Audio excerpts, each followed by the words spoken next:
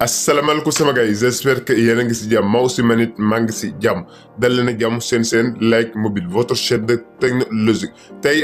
dañoo dellu si andi leen benn astuce bu am important boo xam ne chaque jour doon na ñëw si question yi voilà bu fekkee ne bi mooy première fois bi ngay dugg si seen Like Mobile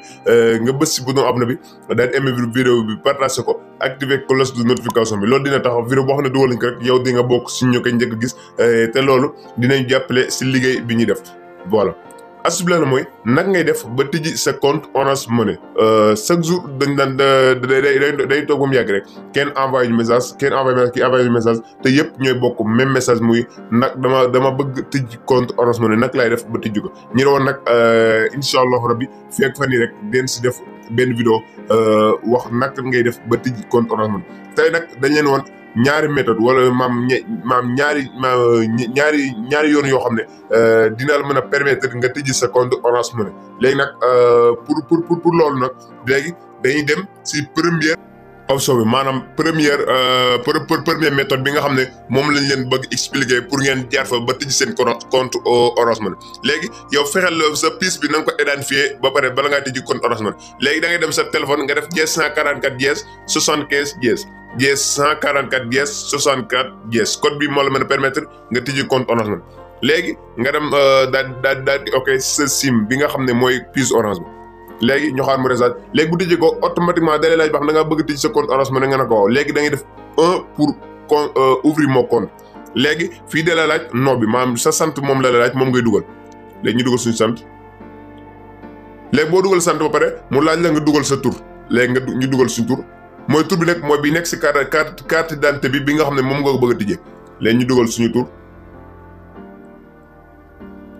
léegi bu ñu dugal suñu tur ba pare léegi fii da la laaj nga def date de naissance mais date de naissance bi rek nii la war a composé woo maanaam du am espace du am barre du am dara nii la war a composé woo exemple ñu def le 10 5 mois 1977 wala 1968 léegi boo paree da lay laaj numéro pièce d'identité bi nekk si ginnaaw bi nekk si ginnaaw moom nga dugal boo xoolee pièce d'identité bi maanaam carte d'identité bi am na numéro bu nekk si ginnaaw bu dee góor la bu commencé 1 bu dee jigéen bu commencé 2 léegi boobu nga siy dugal léegi ñu dugal suñu numéro pièce d'identité léegi boo dugalee suñu numéro pièce d'identité automatiquement rek boo defee ok da la indil information yi nga xam ne moom nga ko tijjee tur bi sant bi ak yëpp léegi moom après automatiquement day laaj valider nga laaj di valider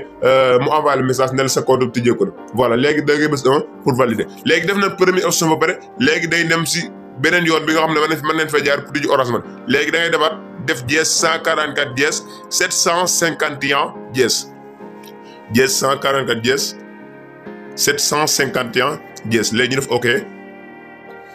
pour boobu noonu ak bii code boo si jaar rek mën nga tijji sa compte Orange Money léegi ñu def ok ñu xaar mu recharge léegi bu tijjee ko automatiquement léegi bii da ngay defaat sa nom maam sa sant ngay defaat léegi ñu defaat suñu sant léegi ñu def suñu sant léegi ñu def suñu tur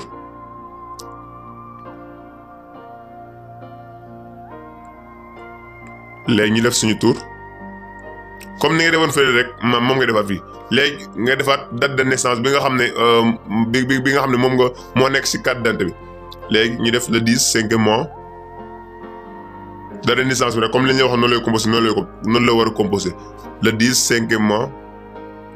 1968 léegi ñu def ok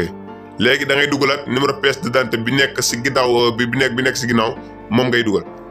léegi boo ko dugalee automatiquement rek moom da lay indil information yi nga xam ne moom nga ko tijjee tur bi sant bi ak numéro carte d'identité bi nga xam ne moom nga si dugal léegi mu laaj 1 validé léegi boo validé automatiquement Orange da lay envoyé benn message wax na la sa compte Orange Money tijji nañ ko léegi